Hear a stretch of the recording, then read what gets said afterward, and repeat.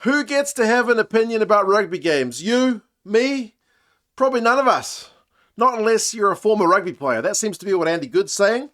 And he's saying it to Squidge Rugby, who's a pretty successful rugby YouTuber.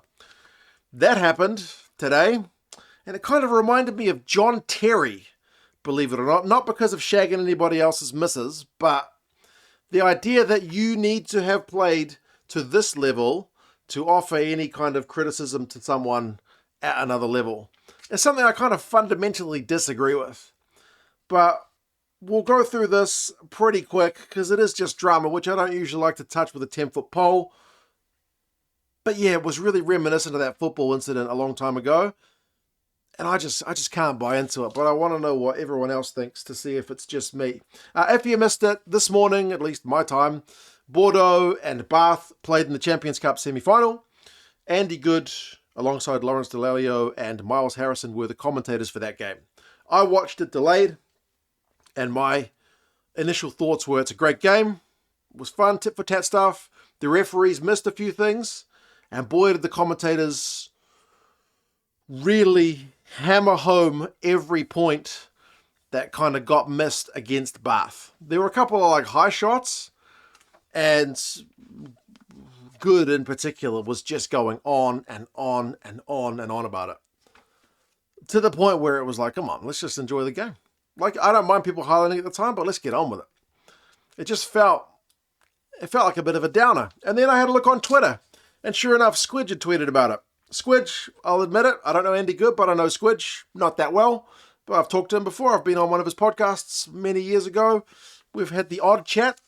Few but far between, but I still know him more than I know Andy Goode. But Squidge's tweet was, commentary on this game is basically Miles Harrison, who remembers the play-by-play guy, getting really excited about how great the game is, then Goode and Delalio tediously complaining about innocuous refereeing decisions. So, having a wee moan. Like I said, it's the same vibes as I was getting that Squidge was getting there. Now, Andy Goode, I guess, didn't like that critique because he hit back saying, some of us have played the game and some of us haven't. My job is to say what I see, and your job is to sit in your mum's basement and watch, which is kind of brutal and kind of doesn't address the point. I mean, say what I see, that's one thing, but to say it over and over and over again is something a wee bit different. He was having a bit of a whinge for mine. I don't think Squidge is saying, hey, you can't talk about the refs at all. He's saying they were kind of really tediously complaining about the way they were going on about things. But some of us have played the game and some of us haven't. And then getting into his mum's basement, that's a bit... I just don't find that right. Following that logic, that you have to have played the game, and that if you haven't played the game, bugger off to your mum's basement. Maybe it's because I'm a nobody that I'm thinking this. But by that logic, does that not mean if I go to a restaurant and I think the meal is crap, that I can't complain about it if I'm not a chef, if I'm not a trained chef, if I haven't cooked at a Michelin-star level, I can't complain about the food? Does that mean if I watch a movie and it's rubbish that I can't express dissatisfaction with the tone of the movie, with the script of the movie, with the plot, unless I've been a director or I've been an actor or a producer to an Oscar level or some other thing? To me, that's just crap. Plenty of us have opinions about all kinds of things. Whether people listen to them or not, that's a different story, but you're allowed the opinion. The feedback you will get will tell you whether the opinion is valid or whether you're talking out your backside. So, I don't like the idea that there's a bit of gatekeeping going on there. Is there a bit of jealousy because Squidge's rugby channel's bigger than the rugby pod? I don't know, I doubt it.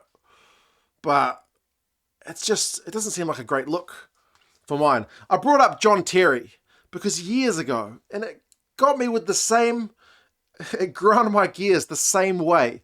In that I remember Robbie Savage had critiqued John Terry, and John Terry in some press conference got heaps of chuckles out of the journalists by basically saying, Robbie Savage sucks. He can't criticize someone like me because he played at a crap level. And the journalists laughed their asses off. I guess because Robbie Savage has got a reputation as a bit of a clown, as a bit of a funny guy. He's a bit of a love him or hate him kind of guy. But Robbie Savage certainly played at a shitload better level than all those journalists who were laughing. So any of those journalists who were laughing, it was essentially saying, he doesn't have to take criticism from you either. You guys can't write jack about him either. So rugby can't be gatekeeping like that. And I think the fact that you've got channels like Squidge, which is massive, Egg Chasers, which is massive, and it's not just YouTube, like TikTok, Rugby Nors, like there's a bunch of guys who are non-former players who make rugby content, who do analysis and give opinions, and they are respected, and their opinions, some people like them, some people don't, but they get an audience, they get engagement. It's helping the game. Look at former coaches, Graham Henry, Eddie Jones, Joe Schmidt. None of these guys were elite level players, became elite level coaches. John Kerwin, great player, terrible coach. Martin Johnson. So just having one feather in your cap doesn't give you the right to suddenly be the master of everything else. For mine, the quality of the argument matters more than the quality of your CV. But anyway, you guys let me know your thoughts. I personally don't like pundits who go overly negative and overly focused on the ref, saying that the ref got this wrong, the ref got that wrong. They should be doing this, they should be doing that. I like the ones who offer insights into the game, show me what they are seeing from their spot in the actual stadium that I can't maybe see on my TV at home.